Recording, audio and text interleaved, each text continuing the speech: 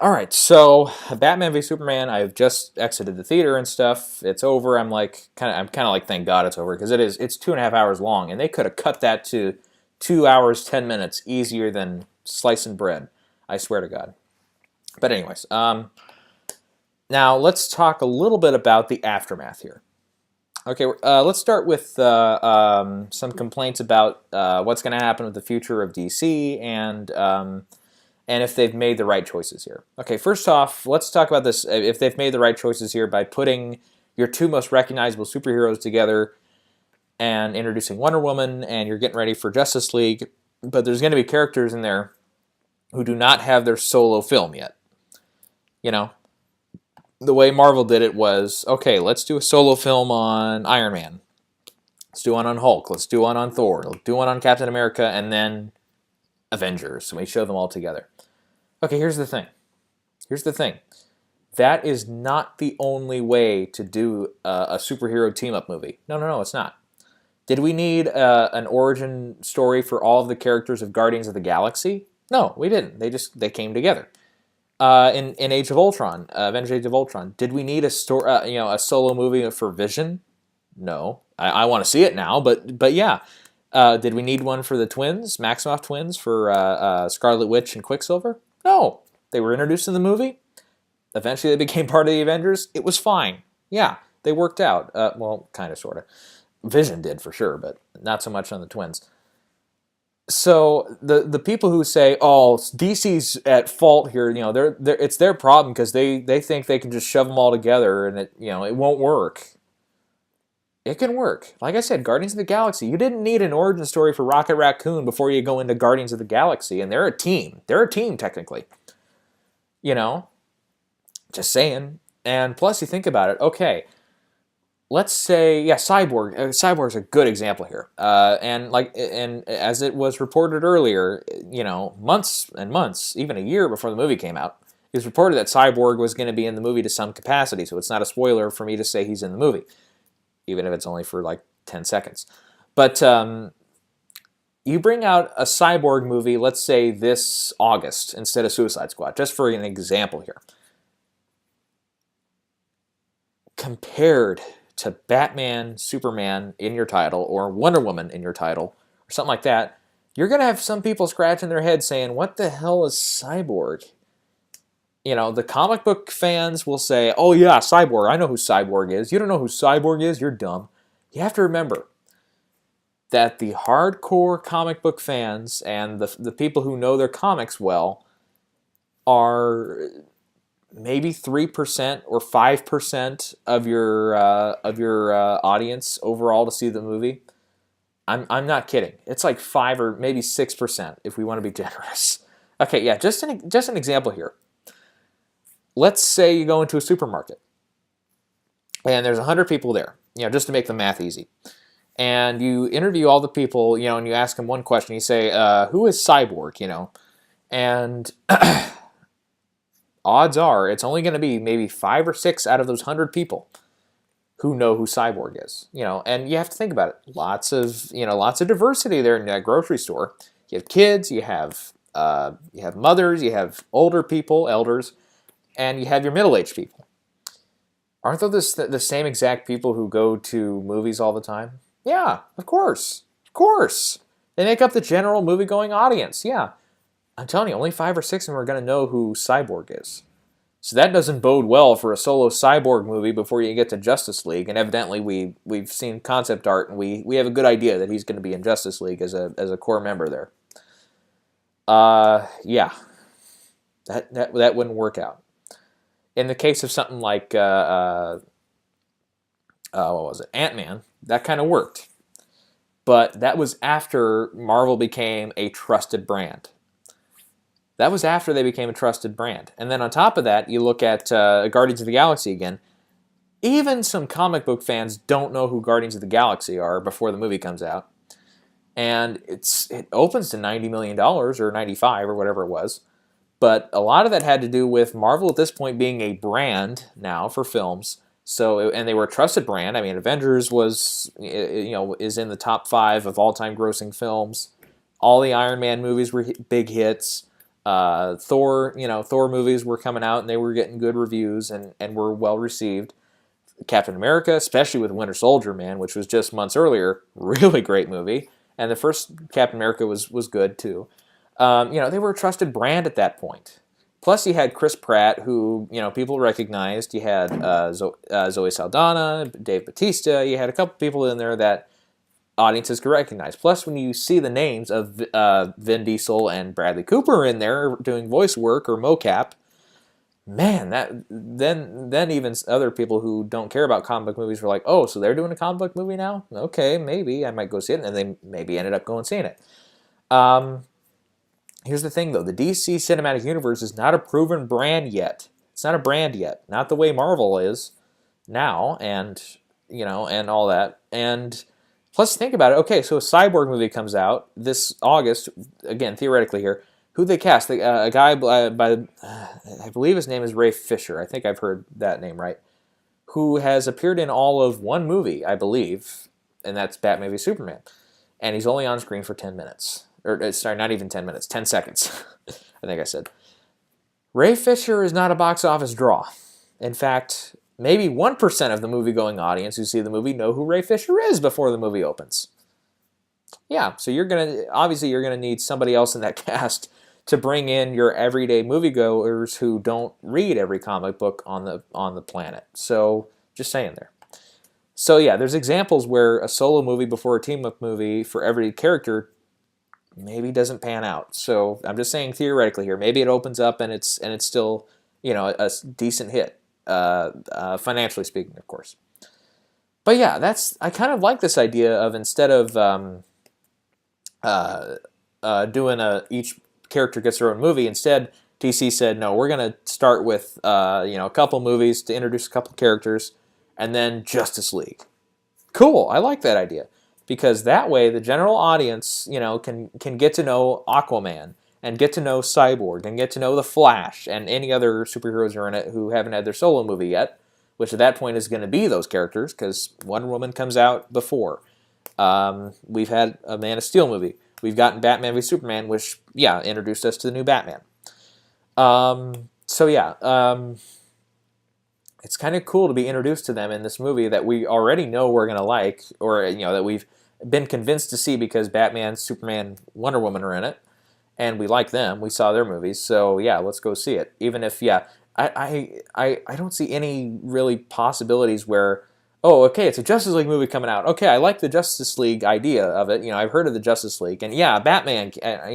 I saw that movie, and I saw the Superman movie, and I saw the Wonder Woman movie. Oh, there's these other characters? Oh, I don't know them. I'm not seeing it. No, that doesn't happen. That doesn't happen. No, that is like maybe two people do that on the planet. That's it. No, that's not the way the world works, people. No. Anyways, that's just my little thing here is Marvel, they did their thing. Solo movies first, then team-ups. That's not the only way to do it. There's, like I said, there's no, and another example, there is no law in cinematic universes where you have to, by law, do solo movies. No, it's not a law. It's, Marvel technically didn't do it with Guardians of the Galaxy, and that's one of their biggest hits. And I mean that by unexpected hits. That movie did $95 million. It probably should have only made 60, but it made 95 for a reason.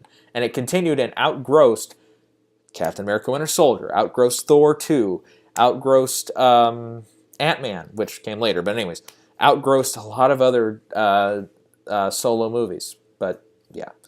Okay, and arguably, in every case, those other comic book heroes, Captain America, Winter Soldier, and all that, they were more familiar heroes. So yeah, clearly they did something right there. And, at the end of the day, not being a super known property to the general audience didn't matter. It was a great movie. Well, I thought it was a good movie, not a great movie. But I think everybody else probably on the planet liked it better than I did. And, it worked for what it was.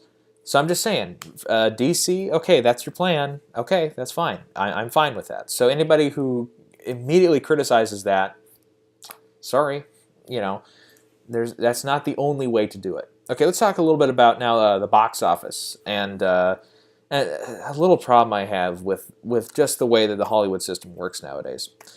So here's the thing. As of today, let me just look this up so I can have the most accurate and up-to-date figures here.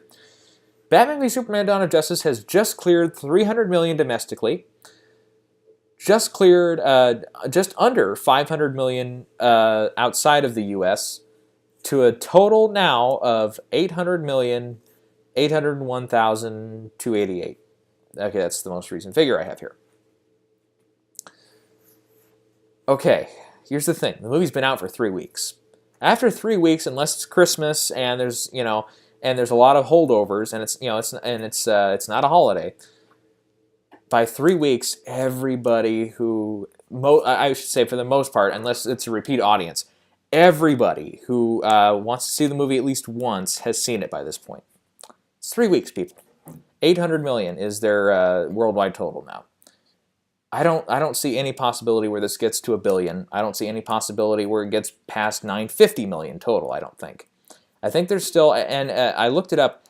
As far as I know, all of the countries which have allowed this movie to open in it, which I believe is all of them that count and that make lots of money for the studios and stuff, it's opened in all those countries that it needs to open in, and so it's not like there's another country that'll get that'll boost it another 100 million or 200 million down the road. No, it's out for everybody to see.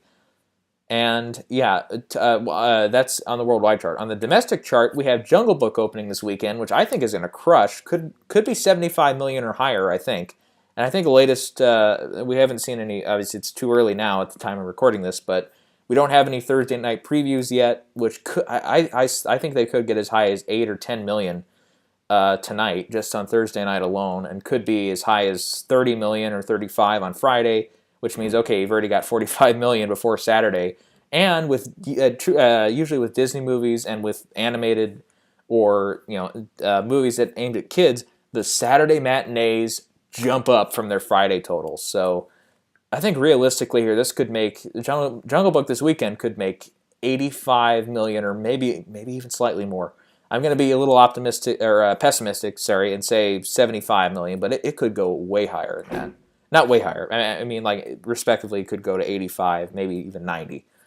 But I don't quite see it going to 100 million, but I think Jungle Book this weekend will do a lot of business. And we've even got the Barbershop 3 movie. I think it's whatever it's called, the subtitle is. That could open to maybe $25 million. Those other 2 movies, I think, if I'm recalling correctly, made money, especially the first Barbershop. And the audience, I think the expectations are actually pretty fair for this new one. And I think people are going to go out to see it. 25 million. So that means, last weekend, of course, The Boss beat out Batman v Superman by, a few $100,000. There's a possibility The Boss only drops down to number 3 now, and then Batman v Superman goes down to number 4. I don't think it's making more than probably, oh boy, what do I want to say here? Just for this fourth weekend here. Okay. Opening weekend, 166 million. That's great. Second weekend, a little over 50 million. Not great. Dips almost 70%. And on the Friday to Friday ratio, it was down 80%. And it was down 80% Monday to Monday to Monday that next week too. So we knew it was, everybody had seen it. And then we see, okay, so we go from 51 the second weekend to little over 23 million the third weekend, which is down almost another 55%. Yeah. I think everybody who wants to see the movie now has seen the movie. I can't see this making more than 12 million this weekend, and that's being really optimistic, or maybe around 10 million. I don't see it making more than 10 million this weekend. It's its fourth weekend, so calm down a little bit. And that's just domestically here. Now, worldwide, I don't know what the rest of the foreign market's going to be just for this particular weekend, but here's the problem, though, with that. Sure, 300 million, that's really, that's high numbers. That's as high as, that's higher than a lot of Marvel movies, higher than Captain America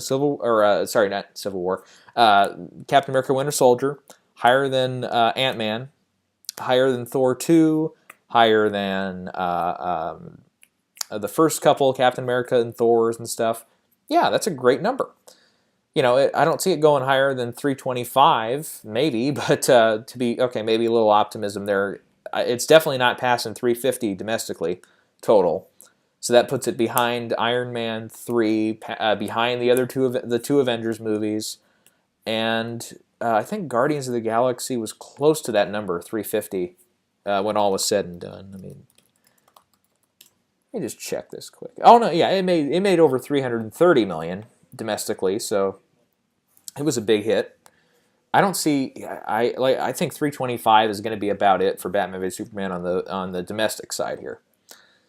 Here's the problem with all that though. Yeah, 300 million is great, and another 800 million total worldwide is great. The problem is with all from, and this is from the figures I've seen, all the budget that you had in this, which is 250 million, and then you add all the marketing, all the back end deals, and everything. This movie has reportedly had to break even and to start cash flow into the studio $800 million. $800 million total before they start actually having profit. That's crazy. That's overspending if I ever heard it. Now, I believe Avengers Age of Ultron had a similar number to that. Maybe it was a tiny bit lower. I think it was supposed to be around 650 million or 700 million to break even, and it still made like 1.4 billion, so it made the studio a healthy profit of 700 million and doubled its total investment or something like that. But they were still maybe expecting it to go a little higher than the first Avengers, but as it turns out, it wasn't as good as the first Avengers, so I think the repeat audience, which made the Avengers the biggest superhero film of all time, didn't do the repeat viewings as much with Age of Ultron, so that's why it didn't quite reach it. It didn't have anything to do with that stupid boxing match that happened opening weekend. No. That doesn't explain why the second and third weekend drop-offs were as heavy as they were. Sorry. It's not the way the world works. Yeah, that's way overspending, dude.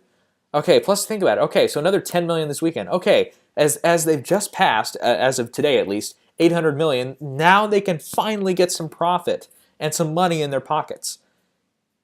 It took them 3 weeks to break even. That's not great, especially if you're talking about two superheroes who, sorry Spider-Man, sorry Captain America, sorry Iron Man, are the two most iconic male superheroes of all time. Batman and Superman.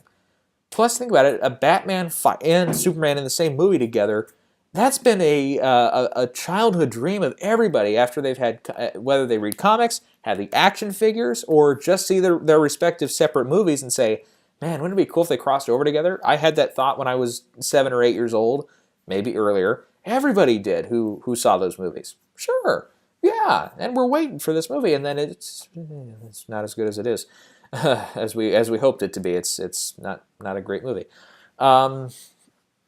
Yeah, so then you spend a total of 800 million, or approximately that.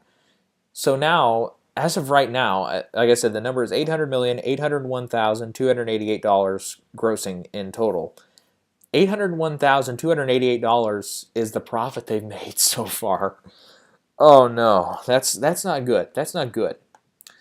Not great at all. No. And when you look at it, most of the people say, "Oh, no, the rest of it's fluff." When it gets to that point of breaking even, the fluff is going to be very light here on Warner Brothers. Because like I said, I think there's only maybe another 25 million left domestically. Maybe another, otherwise, what would it be? 125 million worldwide to get to 950 tops, or something close to that number. And that's being, maybe on the foreign side, being a little generous, but because I think Jungle Book is opening in a lot of theaters worldwide too, and also opened last week too. In a few, and then we have Captain America: Civil War coming out in, I believe, 2 weeks in some European markets. So all that money that Warner Bros. Was hoping to make, that's going to be gone. A lot of it's gone now from not just Jungle Book, but then also Snow White, the sequel to that, which I think is Winter's War, Huntsman Winter War, whatever. That actually had a few. It actually toppled Batman v Superman in a few of those foreign markets. So, yeah, if that movie's stealing your thunder already, you're not looking at a huge return here. for the rest of the time. Yeah, so I'm going to say optimistically 950 million total, which means 150 million is all you make off of this after breaking even. More, I think, more closer to what it's going to be is around 900 million, maybe give or take a little bit. Probably more on the taking side. But 900 million, that's $100 million profit. Okay. Plus, probably that's only a small percent, that covers the costs of Wonder Woman, Suicide Squad, Justice League, all these other movies that you have in pre, post, or production. Yeah, that's not great. That's not great. That's not good at all. So you need to bring your budgets down a little bit. And I think one thing, I wouldn't have hired him in the first place, but I don't know if Zack Snyder is really doing this justice. I mean, I don't think I think he's one of the more, if you can call him overrated directors that works in Hollywood today and who gets a good reputation. Seriously, his best film, I haven't seen Watchmen in a while. I should probably rewatch that sometime, but I remember thinking it was all right. Really long, but all right. Had some interesting moments in there, some really cool stuff, but God, was it long, and God, there were some tedious parts, and some kind of so-so acting, as I recall. But if your best movie other than that is a guilty pleasure, which is 300, which you can't say is an Oscar-worthy film at all. Oh God, that movie! I don't know why a lot of people love that movie as much as they do. I mean, it's so terrible in some parts.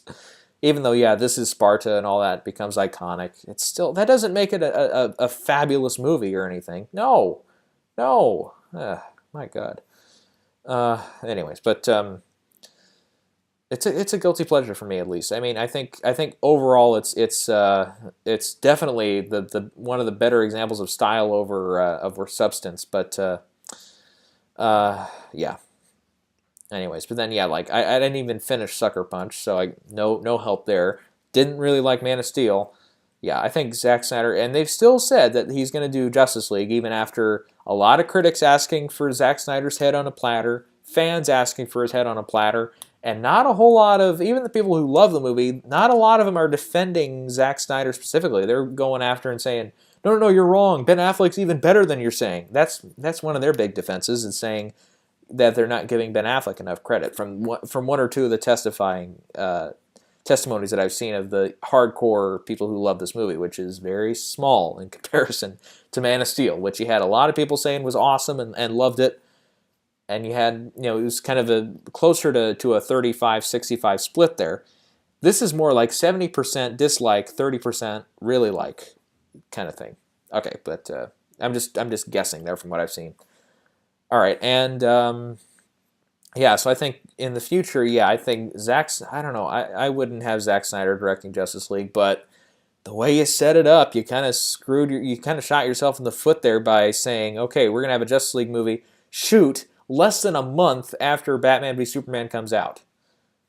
Yeah, no worries. I hope it's not bad or anything, and I hope the critics like it, and I hope it makes us a lot of money, because we're putting a lot of faith into this guy. Yeah, because I would say, yeah, after the track record they've had here, if Suicide Squad is as good as we hope it is, and that movie, man, in my eyes at least, from what I've seen in the trailers, can't fail. But I said the same thing about Man of Steel, though, so let's be careful here. And let's say Wonder Woman is kind of a misfire. And Justice League is, let's say it gets even worse reviews and is less liked than Batman v Superman. Then the DC universe, I think it's done. At that point, yeah, then that could almost be the final nail in the coffin. We'll have to, like I said, we'll have to see. Let's say Suicide Squad comes out and people like it. It's not a love it movie. There's some people who like it, some people who don't like it. Just theoretically here, we're saying. I think it's going to be awesome, but we'll have to see. Wonder Woman comes out, it's a misfire. It's not a huge fanfare for what's going to happen later. I think at this point, that's when you start seeing DC kind of pull a couple plugs. Cyborg, not happening. Green Lantern Corps, not happening. Maybe at that point, if they haven't started yet, the Flash movie or Aquaman, those we kind of backpedal on. Whatever else they're doing there, past Justice League starts to kind of come into question. Then Justice League comes out, and it's as bad or worse received as Batman v Superman, and the box office is lower than expected, and the critic reception is terrible. I think they're just going to call it quits and say, you know what? Anything, if we haven't at least gotten some of stuff of our rest of our movies in the can, cancel them. Then, yeah, Cyborg is long gone. Green Lantern Corps is long gone. Any sequels to these movies that have come out, long gone. I think there's still ways where this can totally get screwed up, and then Marvel just reigns for the rest of the time until they start over again with DC. But I don't know, man. There's a way where this can go totally south really fast, but there's a way, I think, if Suicide Squad hits, and it is as good as I'm hoping it is, and as good as it looks like it's going to be, and first of all, you have a really trusted cast. All of them are great. Well, okay, maybe there's a couple in there that I'm not as familiar with, but who look like they're doing their best in the movie. Okay, that's a good start. You have the person who writes and directs it is like a really acclaimed filmmaker, David Ayer in this case, who has delivered great stuff with last year with Fury, which I really liked and a lot of people loved. What was the cop one he did? Shoot, I'm blanking here. Watch, End of Watch. There we go. End of Watch, which I think is probably the only good found footage, if you can call it, movie ever. One of the only good ones, maybe one of two, Blair Witch Project aside. And my God, the trailers, everything has been a sign that this movie is going to wipe us out in comparison to Batman v Superman. It's going to be great. And hopefully, it gets... you know what? If it really hits the way, say, Guardians of the Galaxy did, it could outgross Batman v Superman in a few weeks. It could. If it really hits. And I'm hoping for the best there. They've got a great director on board. They've got a great cast. Everything looks like the trailers have been getting more and more impressive as they go along. I think I'm good on the trailers now. I don't need to see a fourth and a fifth trailer. Please, I don't need you to oversell this thing and give everything away the way you did with Batman v Superman. But please, please let this movie be good. And then I think as long as we get that, that's a great kernel of hope there and a great bullet in the chamber that we can save for later. Because if that one works, Suicide Squad works. It really works. And the hate to love ratio is much, much better than, say, Batman v Superman. Let's say it's a 95-5 situation. Then I think they'll be fine if everything else after that is less than great. Because then, okay, so that means our villains work. If our villains work, we have something to work on there. Then we can do, let's say, a Flash movie where he has to stop Harley Quinn. I'm just throwing out an example here. Or we do an Aquaman movie where he has to go toe-to-toe with Deadshot. Yeah, that'd be cool. And the squad, I don't know how the movie ends, but let's say just theoretically that the squad splits up and they want to go back to being villains now, and they get out of the loopholes or whatever. I don't know how exactly they work in the comics and everything, but I guess there's something where if they don't do what they're told to do, they die. They'll get shot or they'll get killed or something. But they get out of that somehow and they break free and all that. And now they can be free to rampage and do whatever they want, and they call in the heroes to take them out. And if those movies work, and the public interest is there, at least from the villain being there, and those movies work, then we'll ride along and we'll keep going on this train here, and hopefully DC can be a more reliable and hopefully become an entertaining kind of alternate universe there, other than Marvel, who is, of course, the big daddy when it comes to cinematic universes. Okay, last topic here before we're going to call it a night here. Is it fair to compare this movie to Captain America Civil War? I say yes, it is. It is, because, number one, just look at the subject matter in the films. And this is without having seen Civil War yet. It's not out yet. Some critics have seen it. The reviews for it are really good. as in spectacularly good. Usually, they're a little lower than this initially, but they have the same subject matter. They have heroes fighting each other, heroes fighting each other. You can draw similarities there right away. There's obviously going to be some kind of conflict which causes them to fight. Something's going to have to happen in Civil War to make Tony and Steve butt heads. So there's another comparison here. They're both superhero movies. Obvious one. They both have big stars and are big tentpole movies. Yeah, obviously. Those are just some easy ones there. They're part of a cinematic universe. There's another easy one to take care of. It's fair to compare them in that way. But at the same time, I kind of get where some people are saying it's not fair to compare the two, because in retrospect, Captain America Civil War is going to be, if I'm counting correctly here, number 13, the 13th film in the Marvel universe here. Batman v Superman is only the second film in the DC cinematic universe. They have more coming, don't worry, but I think in retrospect to how far they've gone, Marvel obviously has a lot of ground there that they've covered and that they've gone through. DC only has this much in comparison. It's much less. So, and here's the other thing: DC does not have to catch up to Marvel and be as good as Marvel and be on the same level as Marvel with 2 films. No, that's hard, man. That is hard. How can you make up for 11 more films in between with 1 movie? That's almost impossible. I'll say almost impossible. There's a way where that can happen, but my God, that's terribly hard to do, and it's a lot of stress to put on a movie too. I don't have a problem with having DC go at their own pace and not have to have a furious thing here where they have to catch up with Marvel. Here's the thing. I swear to God, people forget this.